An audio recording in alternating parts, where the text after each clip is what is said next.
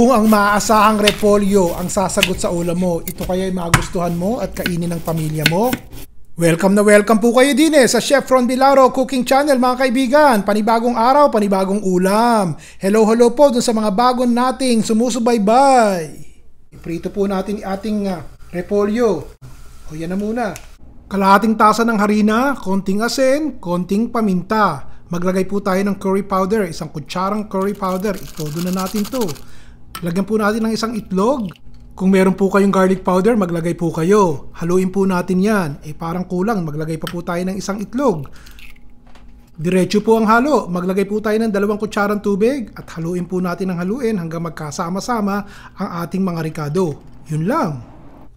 Hindi ko po kinibo ng 2 minuto. Ngayon ko lang po kakalikutin at itataob natin parang yung ilalim naman, yung kabila, ang matusta. Pero kung marami po kayong mantika na ginagamit, siguro isang luba-luban lang ayos na po tostado na, ganyan po ha.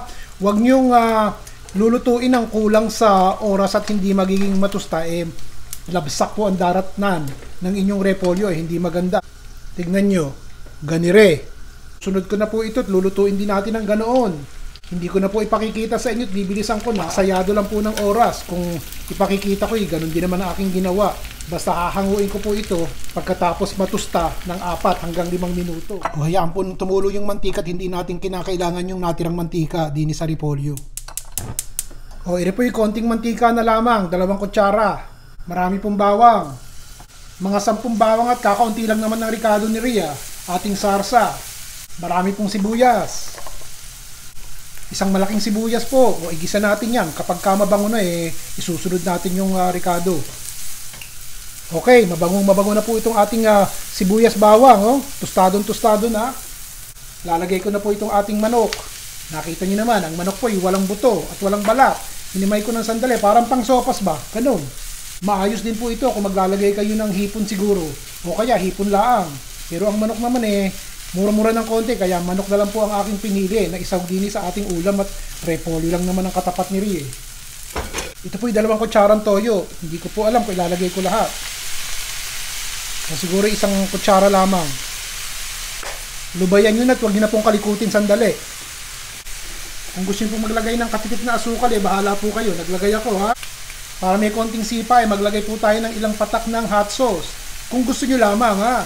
Yan. Sarap niyan. Pulutan na ito Mga 2 minuto ko pong hindi kinibo. O ayan, medyo tostado na rin po yung ating manok.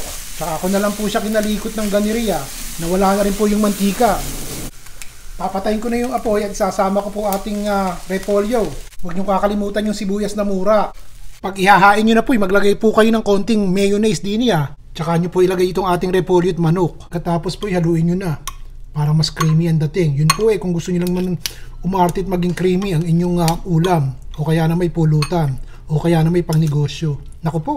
Nakakuha na naman ng idea ang ating mga kaibigan. Pwede rin patakan nyo po ng toyo kalamansi bago kayo kumain. Siyempre ang katapat, mainit na kanin.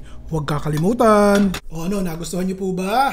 Ilagay nyo po yung komento nyo dito sa babat, binabasa ko. Yun po ang nagpapamotivate sa akin na magluto. At kadalasan naman po sa inyo ko kumukuha ng idea kung ano lulutuin. Katulad ni Ray. Naman po sa hindi nakakagusto hayaan nyo. Uulitin po natin sa susunod at umasa tayo magkakaigi. O hanggang sa susunod po muli, si Ron Vilaro.